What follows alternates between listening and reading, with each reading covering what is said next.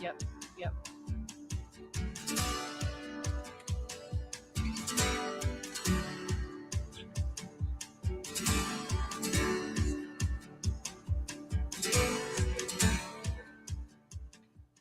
And then just, okay.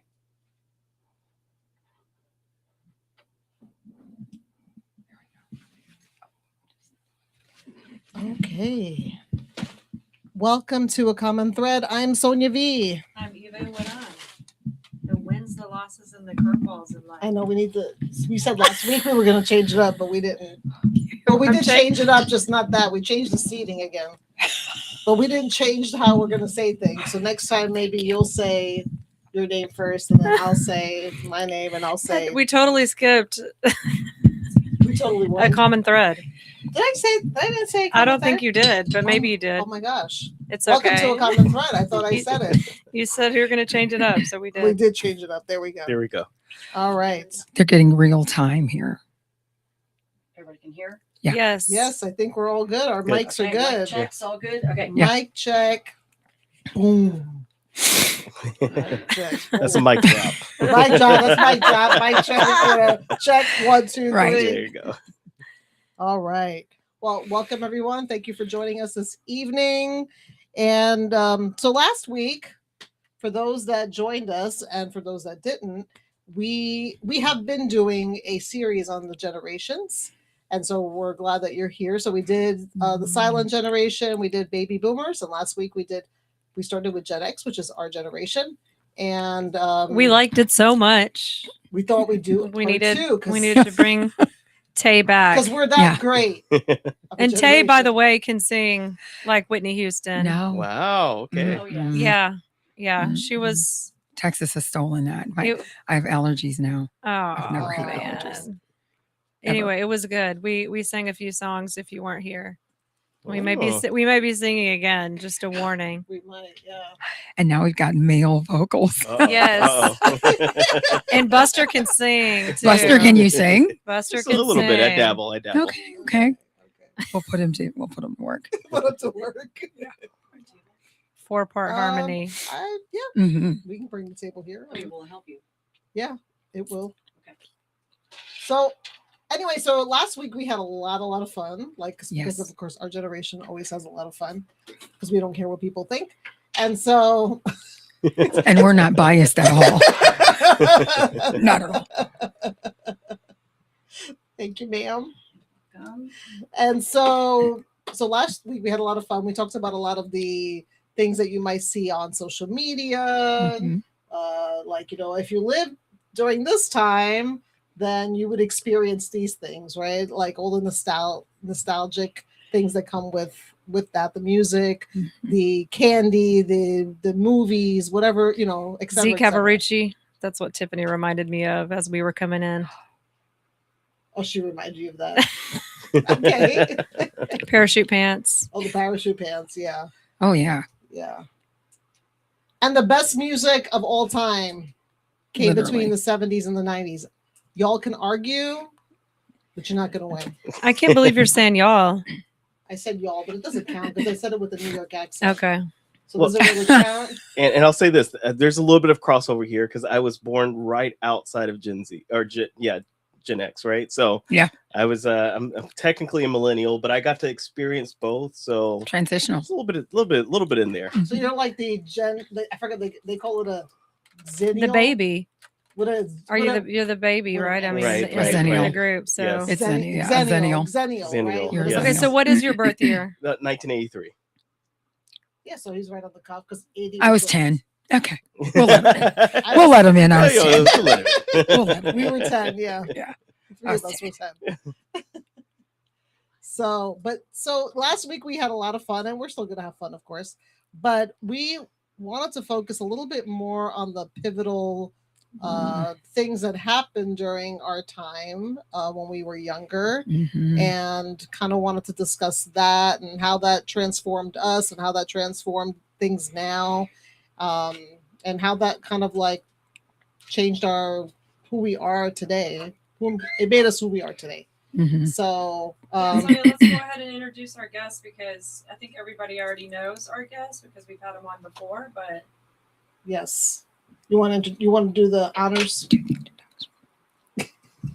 I'll let you introduce Tay. Okay, Miss Tay Robson. Am I saying your name correctly? Yes. Okay. And we Yes. met Miss Tay at our networking group, me and Diva go Mm-hmm. to, and she's lovely, lovely, lovely, and we love her, love her, love her. And so this is her, what, 4th time back? Yeah. Wow. She's an author. Yes. She's an author, Okay. and I she's am. got vocals. I'm just Not saying. just And she author, does really like, good she's eye written makeup, as several. you can see.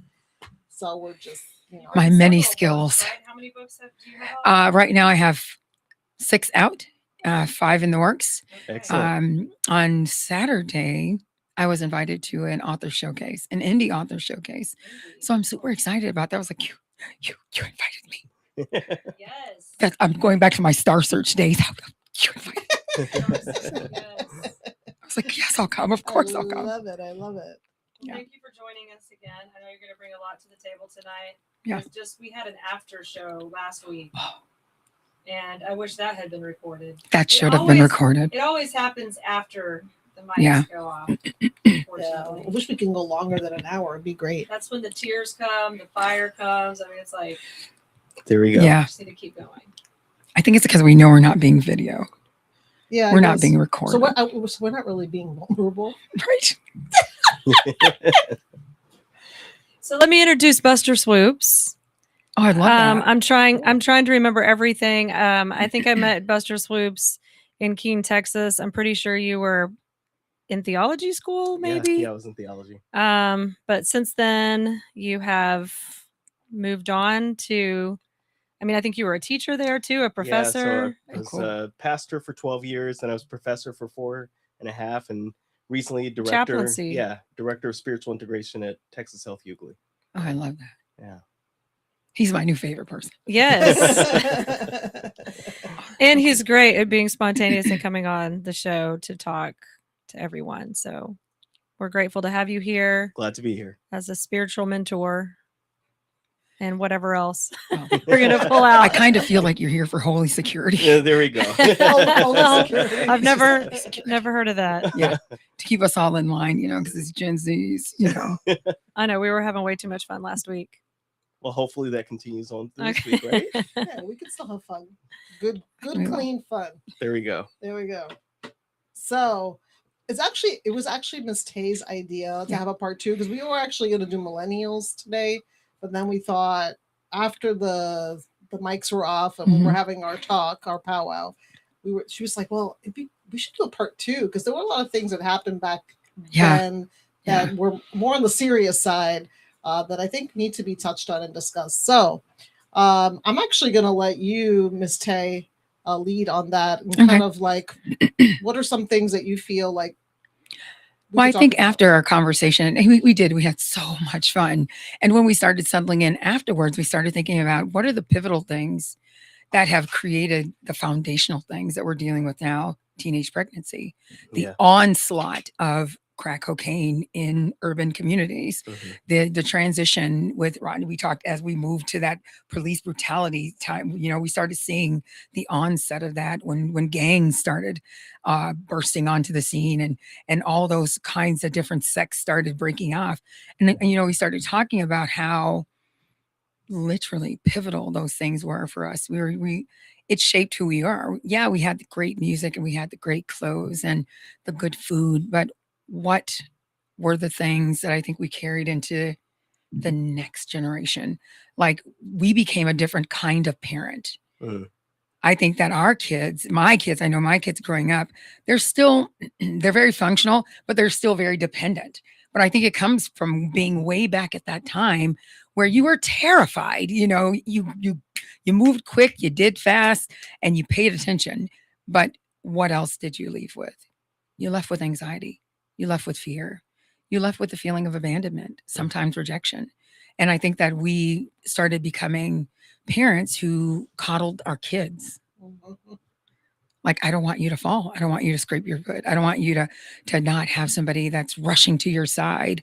Where for us, a lot of those falls created character. They created our strength, our resilience. And now we see where our kids now, everything is about our feelings. Mm. Their And feelings lead participation everything. trophies. Oh my gosh. Well, Baby, you got a trophy. You know, it's when you bring, baby, you got a trophy. What did you do? Nothing. Oh, okay. And they gave you a trophy. Okay. And you had to figure out how to explain that now, because now your child thinks that you have to do little, but you should be given lots. And it's like, sorry, kid. Sense of entitlement. well, now you also have where my wife is a teacher, Mm. where the parents are demanding the trophy if they didn't get the trophy. And so that is just, it really has shifted things. So now that you brought up those events, it Yeah. really did start, we really did start seeing a shift. Yeah. And you said your wife is a teacher and she's seeing that, but look who she's seeing it with. These Yeah. children who are come from entitlement, whose parents coddled them so much Yeah. out of fear. So now those kids are raising kids who have a sense of entitlement greater than theirs. So the coddlers became Yes. even more coddly. The enablers. Enablers. The coddlers became the enablers. Yes, they Right. did. And now we're seeing it in our children where you say, you know, hey, there's an old woman standing, God awful anywhere. Somebody young, get up. Not me. She shouldn't have stood there. You know, it's like, what? Yeah. We have removed so much from them. We just, you drop something, we pick it up. You're about to fall, we catch you. You're about to be a failure, we fix it. And it has not served our children. It has not. It hasn't. The other, what was it, a couple of days ago, over the weekend at some point, my son, he got upset about something, and then I don't know what my response was basically like, suck it up. Mm. And then he was like, well, what about my feelings? Oh. I said, what about them? Those things. I said, you get to express your feelings a whole lot. I had to like suck it up. So Yeah. I'm sorry. I mean, I love you, but I also want you to like try to figure things out, like without me always trying to save you all the time. Because I don't know what that's going to develop in you is just like always like not being able to critically think, and always going to somebody for advice when you should like internalize and be able to think things out and go to God with it. You know what I mean? First and foremost, before anything. That one. You had that. I didn't have that Yeah. growing up. You know, Oh, yeah. like I mean, we were. You know, I grew up going to church. You know, occasionally, but we weren't like raised in church. And so I said, but you have that foundation that you can go to God and tell him anything, even when you're angry. And said, so use it, because you're almost 17. You're going to be a man next year. Technically. By law. By law. Technically by law. Because we can't call you anything else after Maturity- 18. Maturity level, I don't know, but anyway. So we were talking last week about some of the, I would say, the music and the movies that influenced this lifestyle that we actually experienced. So I think it went, and I don't know how to kind of like put it on a scale, but like it went, I mean, in the time would be kind of like, in my mind, I'm remembering going from kind of like Michael Jackson, Madonna, and I know. Cyndi Lauper, and then it kind of went gangster, and it kind of went boy. like the music and the movies. I think the movie was comedy, but like everybody in my small town wanted to be gangsters. Oh, This yeah. Friday, Yeah. I think is, and I can't remember who the star is, and I should know. Ice Cube. Guys Cube Yes, and yes. Chris Tucker. Yep. And I'm like, I have to show this to my kids, but I got to watch it first, because you know, every time I try to put on a movie, Please do. my husband's like, what? And I'm like, I remember it was so innocent and good. I saw it when I was 9. Right. It wasn't good back then. Right. It's not, Right. you know, I'm like, oh, I should have been 19. Well, Right, it's even right. well, even my favorite, like Home Alone. There's a scene where he pulls out his brother's porn from under the bed. Oh Yeah. So when I'm watching this classic with my kids, it just made me think, oh my gosh, like I don't even remember that part as a kid. And that kid curses a lot, right? Yes. Yes. And the way he there's talks like- back to his mom, my wife looks at her kids like, if you ever, right? Yeah, Right. exactly. So anyway, just thinking about these movies, and we started talking about that time that, like, what you even experienced. Yeah. You said in Minnesota. There are a lot of gangs. We So I grew up in what would be considered like the offset of the suburbs. We weren't in the urban community until my dad passed away. And then my mom became a single mom with 4 kids, and she had one income, and she started working 2 jobs. She's not watching. So, well, while she was at work, we had parties. Like, you worked from She's not watching. parties. Your like, sister's like snitchers. Right. She worked literally from Yeah. 7 a.m. to like 11 p.m. Yeah. And So so you we could have you all the know, neighborhood kids over. oh, and we did runaways. Yeah. Oh my God, dope dealers, gangbangers. And now that I look back on that, I'm like, Jesus, thank you for the covering. Because so many things, so many of my friends that I've grown up with are not here. And not recently. They were killed when we were kids. Yeah. They were killed when I was like 17. We had a boy die in our living room floor. We were sitting, I was not to mention teenage pregnancy. I was a teenager who ended up pregnant at 17. Mind you, I was supposed to be in your position. Everybody thought I was going to be a pastor. I said, well, they passing around the plate. It will be for diapers because it may not happen for Jesus. But it was so much. I remember so many things. And I wasn't even like a busybody, promiscuous, wild kid, but there was no supervision. Yeah. There just wasn't. My mom had to work. She had 4 kids to provide for. So you knew where the key was hid when you Mhm. came home from school. Yep. And we knew our timeline. She come back to live.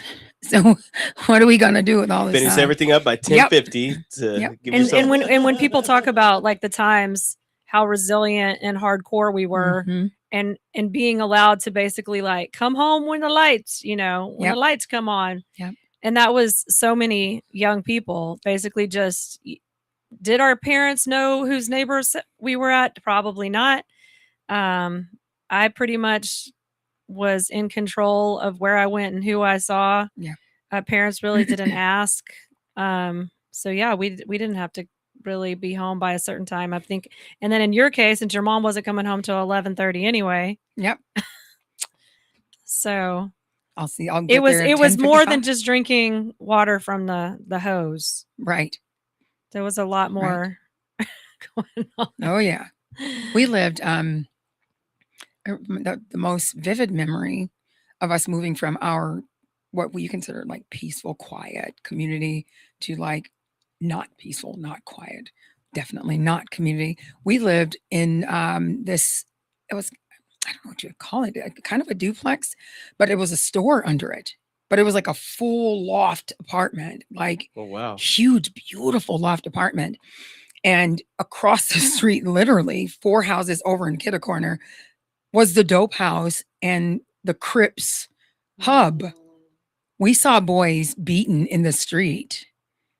And for kids like us, we had never seen, I was 16 by the time we got to that space. It was like, Traumatizing. it was like, what is happening?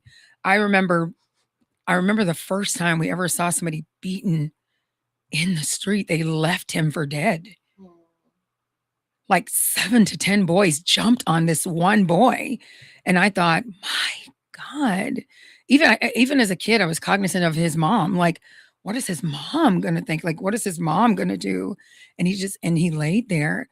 And after they kind of dispersed, we're watching out the window and my friends are like, oh my God. I was like, call the police. And they're like, no, you'll call the police. They're going to come to your house and they're going to know that you called the police and they're going to come to your house. And I was like, I don't give a damn. Call the police. And I called the police. And sure enough, one of them showed up at my house a few days later, the little ringleader. And he's like, you called the police? I was like, and who are you? He was like, I'm so-and-so. You called the police? I was like, I did. You beat up a boy and left him in the street. Yes.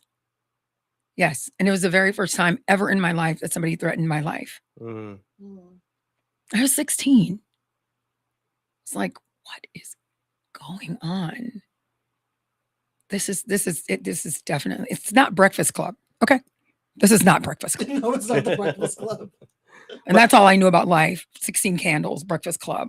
It was like, what in the world is going on? But I think that's a microcosm of what was happening in the world in with X, right? Mhm. Because there's a sense of wanting to belong, Yes. and there's a sense of wanting family, and families being a lot of times broken. Yep. And then there was this plethora of gangs that came around that felt like family, that Mhm. embraced. Mhm. And yes, there was crime and violence that was around it, but there was also Camaraderie. exactly, there was a Mhm. place where you belonged. There's a Yep. place where everyone knew your name, right? Literally. A Like different che- type, a different like type of Cheers. Cheers. Exactly.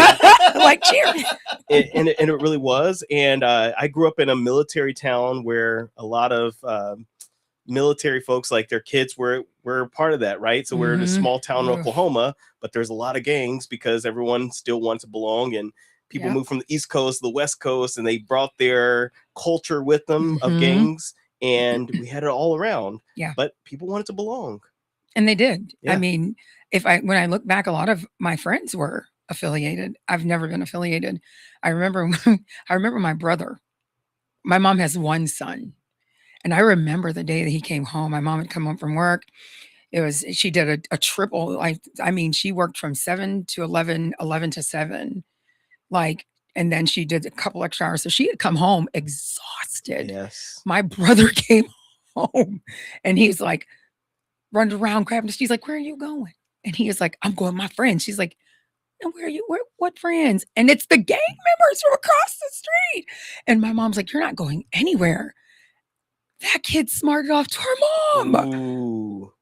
I was like, Is he still with us? he is. She But put he him went 6 feet in the out. grave. Yes. Because Wow. Yeah.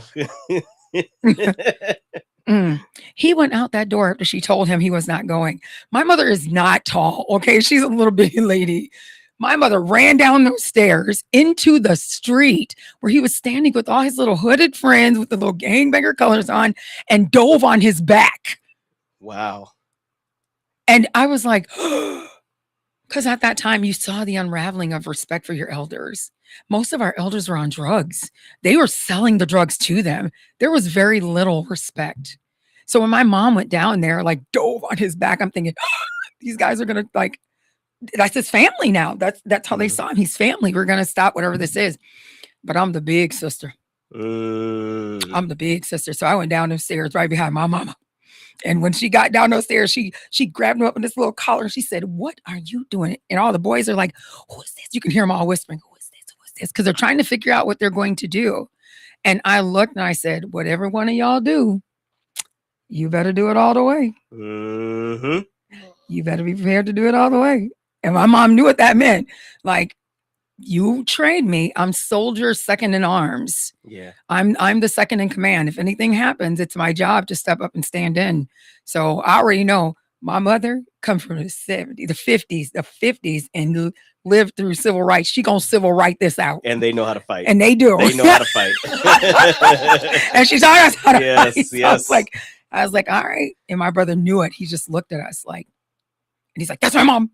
That's my mom. That's my sister." And everybody mellowed out. But for a microcosm of a moment, these kids were ready to jump on my mom. These kids. Yeah. And that's when I knew. I was like, the world is changing. But I think though that counterfeit that gangs provided, it doesn't beat the real thing. Good word. Right. And so a lot of them, what they were craving was what they wanted at home. So to see a mom run down there, I bet you in their hearts they were like, "I wish that was my mom mine. did that." Yeah. I wish my mom was there like that. We couldn't get rid of them after that. No. Yeah. We couldn't. They would come to our house all the time. Respect. Yeah. I was like, ain't that the same kid that's gonna jump our mama? Like, boy, save yourself, son. But you're right. They started to come to our house. They would come. They had the utmost respect for me. Yeah. I would throw parties, and they would all come, and they would all listen, and just no violence, no this, no that. And they'd be like, all right, Tay. All right, got you. I got you. Tay. And they became like holy security. Like, if anybody got out of line, they're like, "Don't worry about it, we got this." I'm like, okay. I love that. Okay. A lot. Wow. That's a lot. Yeah. It's a lot. It was a lot during that time. I remember the first group of kids I ever knew whose mom passed away while they were kids. They lived downstairs from us. And one day their mom was sick and for about maybe a few months. And then I remember watching them all come in black suits, all 4 of the boys and their uncle. And it was the first time I ever met somebody whose mother had passed away. And I remember standing between the upstairs and the mid steps, just watching them parade into their house. Just quiet, still. And then over the next 7 or 8 months, just watching life deteriorate for those babies. It was so sad. It was so sad. And the uncle that came to raise them was on drugs. And it was just, I think that might have been my call to social work at that time. That may have been why, because it was devastating. It was devastating. The brother couldn't have been, he might have been maybe my age, maybe a year older, maybe 17. But their whole life changed after that. Yeah. And it was horrible. Yeah. We lived in some interesting times back then. We really did. I did want to talk more about when we come back from the break, the whole Rodney King. Oof. Oh, I remember watching that on TV and I was just kind of like, what is happening? Yeah. And anyway, we're going to save that for after the break, but just lots of things happened back then and really made us who we are today. And so that's our music. We're going to come back right after the break in 2 minutes. See you then.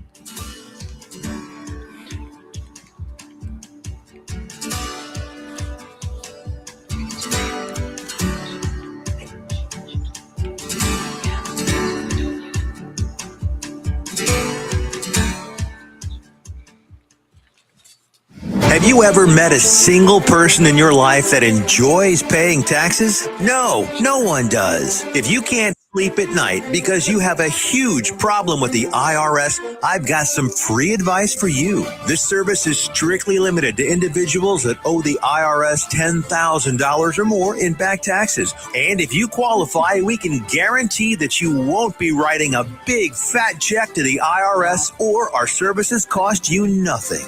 The first 100 people that call today will get a free tax consultation worth $500. Stop worrying about your IRS problem. We can help you, we promise. Call the tax doctor right now. I mean right now to learn more. 800-240-4587. 800-240-4587. 800-240-4587. That's 800-240-4587.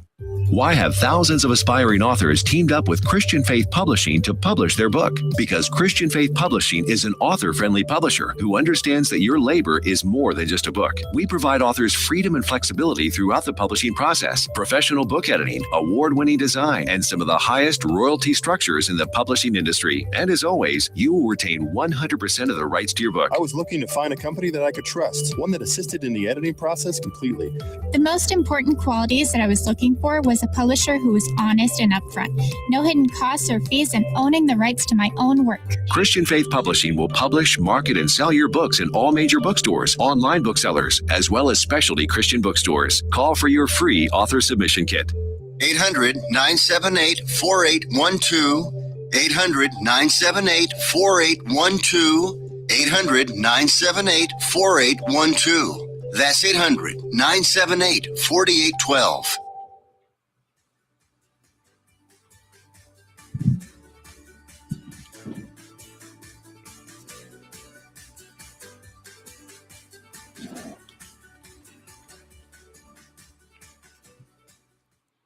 Welcome back to Common Thread. I am Sonia V. I'm Iguaran. NTX Radio proudly serves all of North Texas and can be heard all over the world on the TuneIn Radio Network and on the NTX Radio app, available on Android and Apple CarPlay, or just ask Alexa to play NTX Radio. Check out our lineup and more at ntxradio.com. We thank our valued sponsors in helping us amplify the voices of North Texas communities and businesses. So, protect your family with a will or trust. Connect with Todd Hurd and Associates, attorneys at law for all your civil law needs at texasattorneylaw.com. Processing credit cards? Join the Swipe Nation today and save on processing fees at swipenationusa.com. Locally owned and operated and will beat any rates. Got sleeves? Dress your arms and more at thetiffy.com for women's accessories and more. Made in the USA. And it's time to take your business to the next level. Hosting a radio show and podcast is a powerful way to connect with a wider audience, build brand awareness, and drive sales. Let's discuss your business goals and how a custom show can help you achieve them. Email Tiffany at t.hurd@ntxradio.com to get amplified. Yes. So before the break, we were listening to Tay tell us about some of those life-changing moments. And she was at the time living in Minnesota. Mhm. And then we just wanted to move into some stories from our time, it happened in 1991. Rodney King was unarmed black motorist who was beaten by LA police officers. And then the part that I guess caused the massive rioting, was that the police basically got acquitted. So that caused a outbreak of riots. Do you remember where you were at? This is 1991. I was 18. Or what month did it happen in? Does it say? It didn't say. Oh, okay. Well, I graduated. I think we graduated from high school March that year. 3rd. Sorry, March 3rd. So it was like a few months before graduation. So we were in high school, our senior year, myself and Tay. So I just remember watching it on TV, and I just couldn't believe my eyes to what I was seeing. Mm-hmm. And that was just the first time I've seen anything like that. I'm sure that, not I'm sure, I know that it happened. It just wasn't televised like that to that magnitude. And seeing everything that happened, and it happened for such a long period of time. Yeah. It wasn't just like a day or two. Yeah, the riots took place a year later, right? And so I remember, I mean, at the time, I'm the baby of the group, everyone. So I was 8 years old when this happened. So I had heard about it, Black History Month, like different things that happened. But in my mind, oh, that's a long time ago. That happened in slavery times. That's gone. Even civil rights at this time for me, it's like, oh, that's a long time ago. But then to see this happen caused up a lot of stirring up amongst even Black and white students in my class of like, what's happening? But we're still playing together in the playground, right? But then the riots happen, and you're like, whose side are you on? And there is this certain saying that came out when Black kids would fight white kids, and I'm not going to say it right here on this radio station, but it happened, and it just started causing some racial clashing. Oh yeah, it definitely did that. Yeah, there's a lot of division. Where were you, Eva? Small town Keene. Okay, what was it like in Keene at that time? I think, well, I will say that I was running with some of the wannabe gangsters, but they actually were. So I just didn't know it. You know, I remember being asked to carry a gun because the police might stop us, and we were just walking. And at the time, I think I was just thinking, that's definitely a wannabe gangster. Yes, definitely. yes. Oh, the one that passes it off to the girl. For sure, to the girl, because she the won't one be that tricked. carries. All right, yes, yeah. So yeah, for sure. Yeah. Well, anyway, yeah, Keene had, I mean, what, 6,000, maybe 8,000 at the most at that time. I don't know. Not too big of a city. I mean, the most is when college is going. But yeah, I was in high school, and I think we would just discuss it in the classroom, just like any event that would, you know, I don't remember fighting or remarks like amongst us, but I think we were a pretty diverse crowd, I would say. Also in the way that we thought. So I didn't really see much clashes, I would say. You know, I think now looking back, we see how media perpetuates a story as well.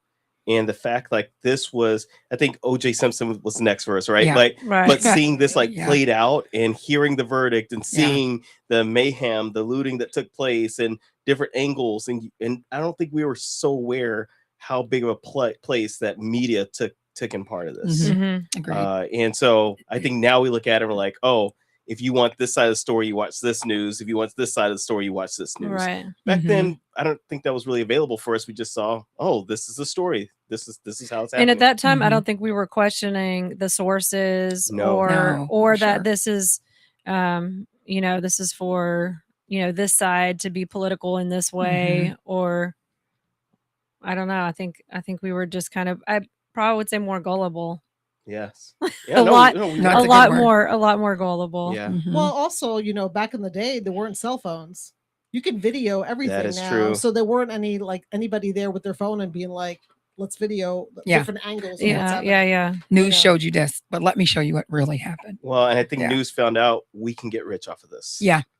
We can get eyeballs on us because of this. And now you just realize, man, that was so messed up on so many levels because it wasn't about helping an individual. It's about what can we exploit out of this. And that's what, now looking back, I'm like, man, that's really sad just all the way around.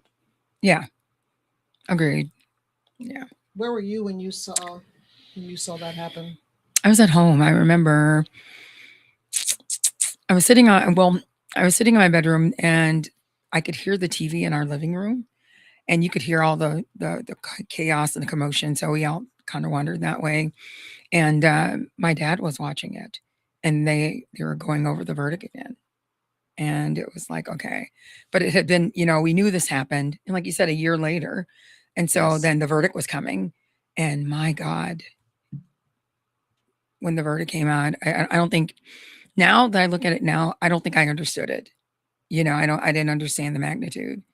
It was like California people are looting, people are doing this, people are doing that. Little old Minnesota wasn't doing that for sure. But now that I'm an adult and I look back, I'm like, my God, this was monumental. This was socially shifting. And we see it. We see it now where, your George Floyd's and Fidel Castile and different things that happen where the police are involved and just the social distrust for police officers. And I have a lot of friends who are police officers that are really good people. And the fallout for them, they're just a mixed bag now. You kind of hope you get a good one. It's true. And you just see it. And the sad thing is, I think that we've seen it so much that people aren't as outraged as they should have been. Like they were outraged at Rodney King. Now we hear those stories. There's subtle outrage, and then people go back to their life because they're so used to it. Yeah, because that happened for.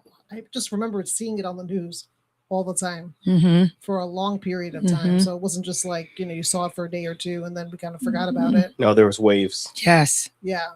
My gosh. Yeah. Yeah. What other things back then? Because that's mainly the biggest one that I can remember at that time. But I'm sure there were other things besides that happened that kind of like we took it into now our adulthood, meaning like, well, now the 2000s came because that was like what 91. So now the 9 years later, 2000 started. Now we're adults.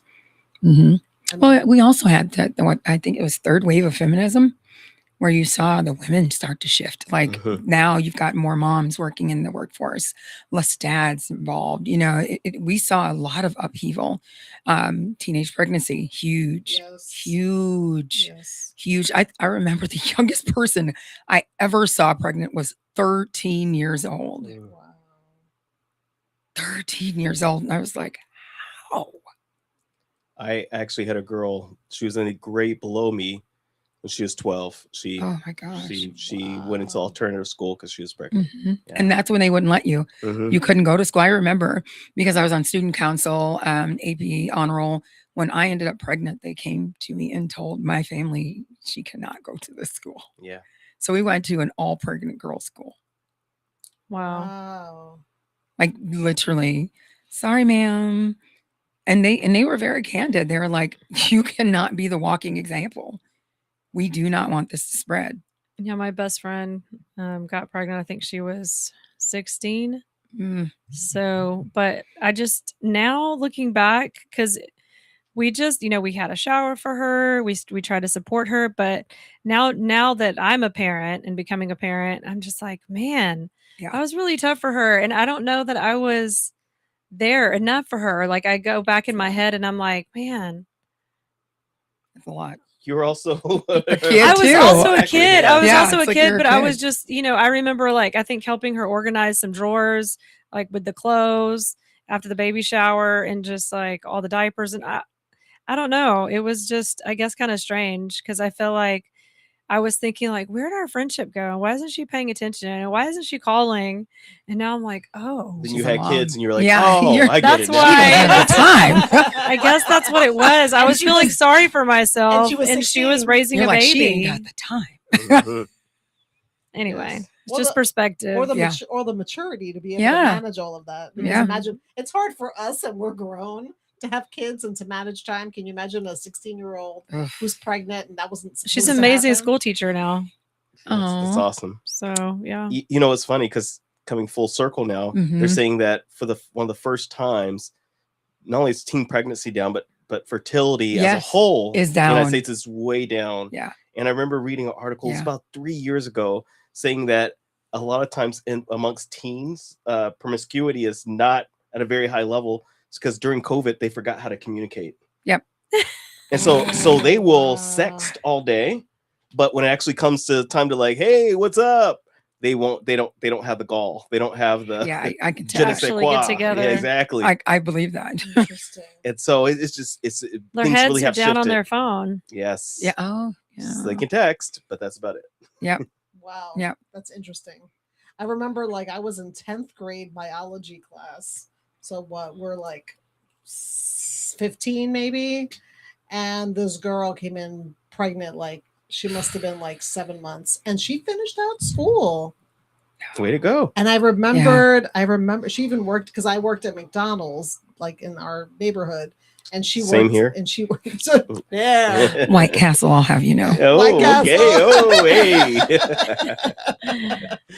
And I remember she worked there too. And all I thought about when she walked into the classroom was like, OMG, Hmm. if that were me, my mom would slaughter, like she would kill me.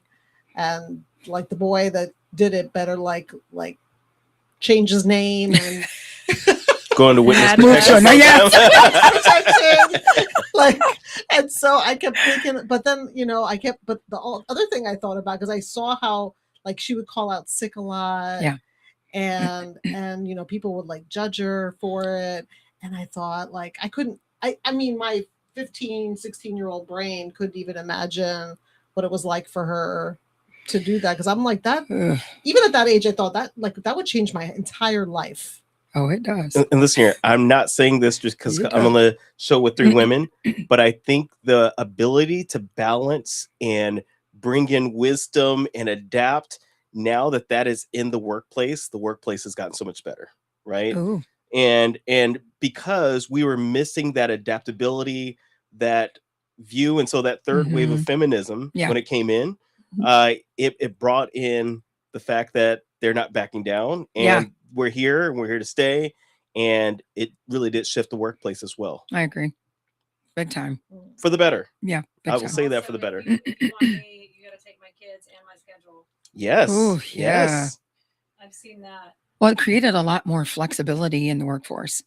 I think that the emergence of women in the workforce started creating these pockets of spaces where men had to think like, she's like the best on our team and we really need her here. We need a daycare, or yes, Maria, you can take You're the day right. off, You're right. Maternity leave should be more than just a 1 week. That's right. Where's We the need place to. where she can pump? Yep, absolutely. Yes. And we've seen all those things. And I agree with, oh my gosh, I agree with you so much that it has had a great effect on the workforce. You do talk more about like, what is this person going through versus why is your work failing?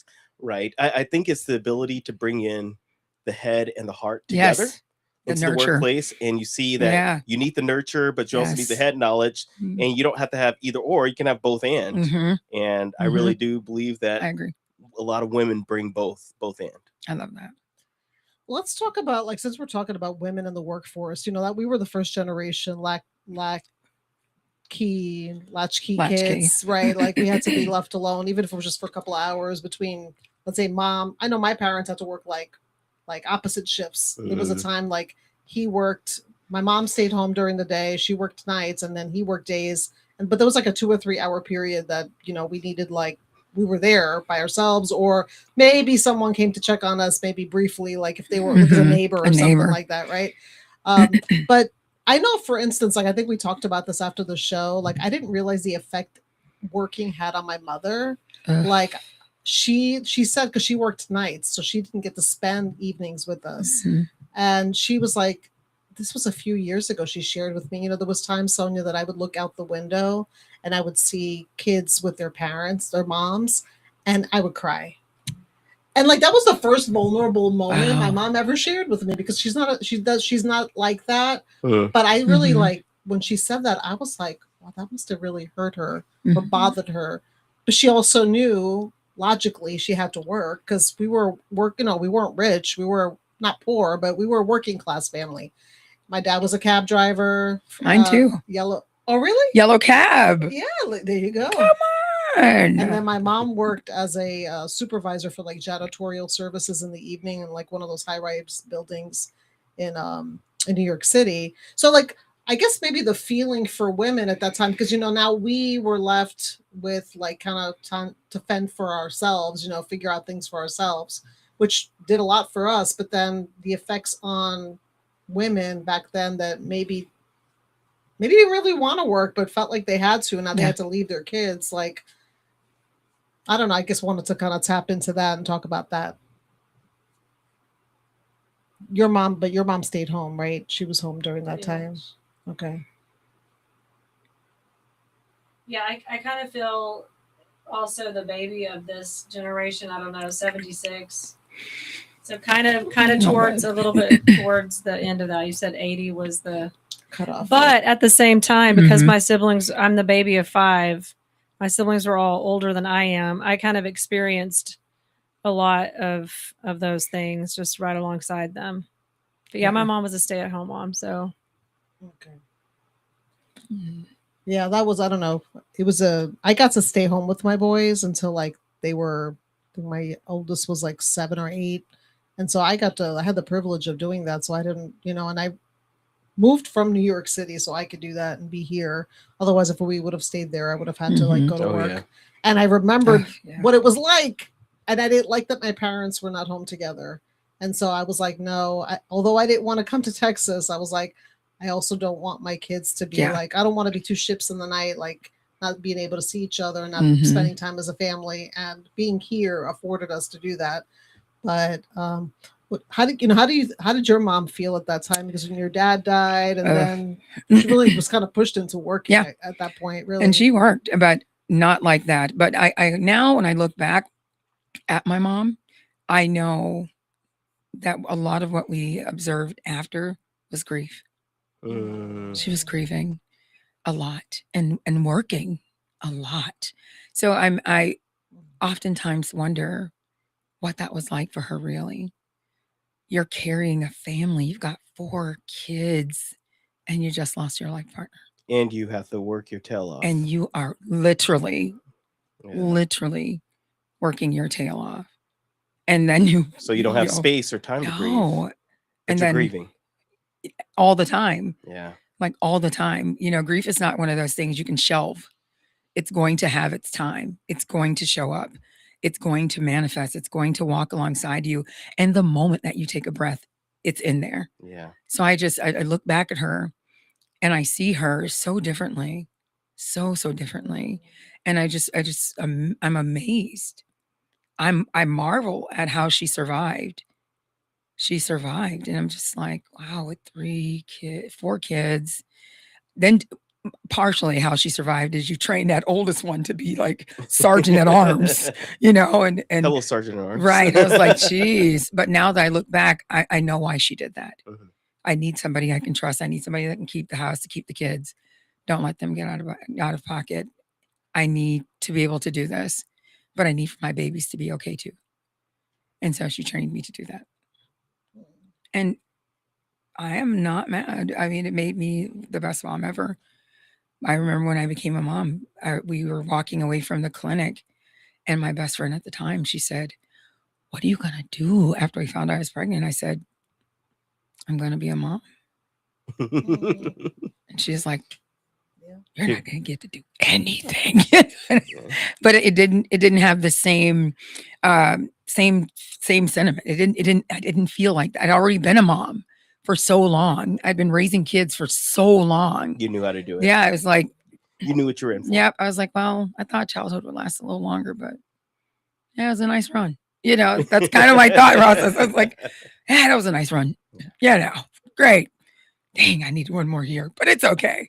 And I remember But you look at how the responsibility is on your shoulders. Yep. And once again, looking at the generations that have come now, when you get a 17-year-old that's pregnant now, that's been coddled, right? And now you're saying, oh, well, my life is not going to end because mom and dad are going to watch. You're going to watch the kid while I still go out there and live my life. Yep. And it's like, no.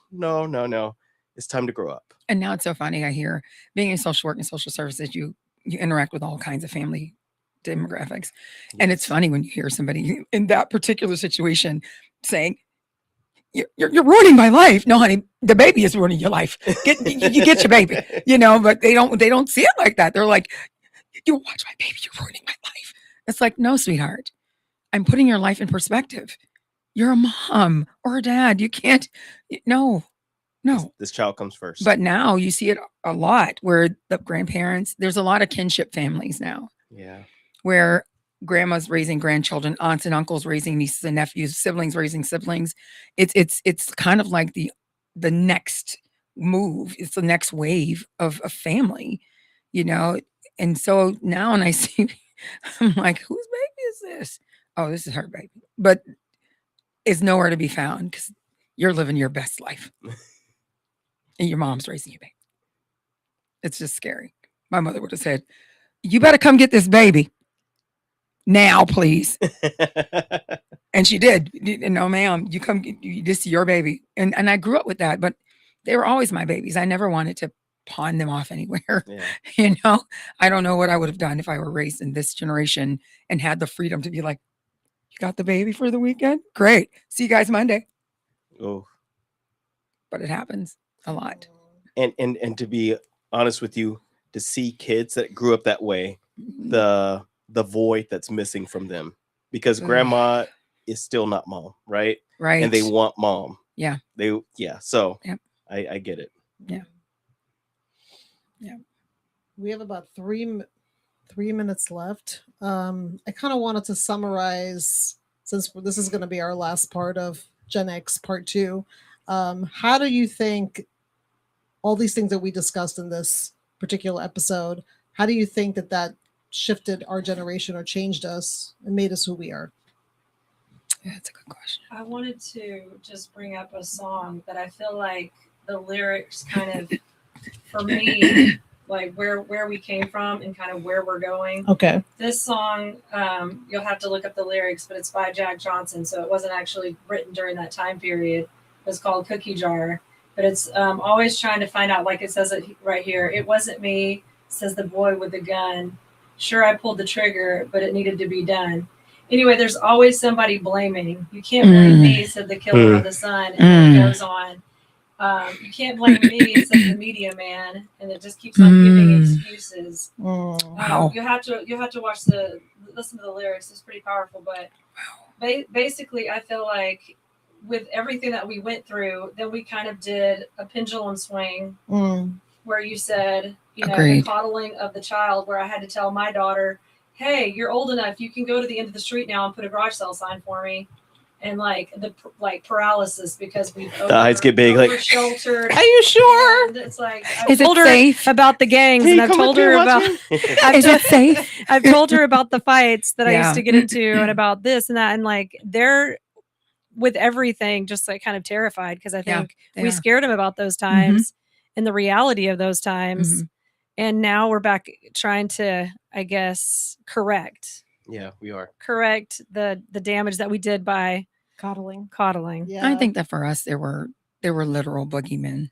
Mhm. You know, we weren't telling our children about things that did not happen. Right. These were real boogeymen, Mhm. and now they've never encountered those things, but they're terrified of them. And Right. they're still out there. That's the Yes. thing. Yes. So Right. that's why we helicopter and hover, hover. because Mhm. Yes. there's certain things I don't want you to deal with yet. Yeah. And the world is racing you to them. Yes, it is. Yeah, I guess it's just about finding that balance now. How do we do it? But We talk to our children. we talk to them. We open the door. We say Communication that, is key. yeah, you know, I remember me and my mom were just talking about it this morning, and my daughter's boys are at that age where you need to start having like the conversation. And my mom looked at me and I looked at her and she said, well, who's going to do that? And I said, we are. Watch a movie, then watch a documentary. And then you talk. and we need to do that more. Well, this was such a good episode. Thank you for joining us this evening. And like we always end our show with, don't give up, hold on to Jesus. Keep looking up. We'll see you next time.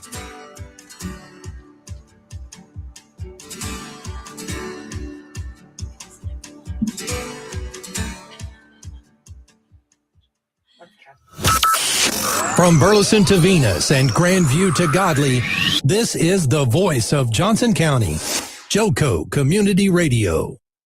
Here's important new information from the Diabetes Solution Center for you, a family member, or a loved one suffering with diabetes.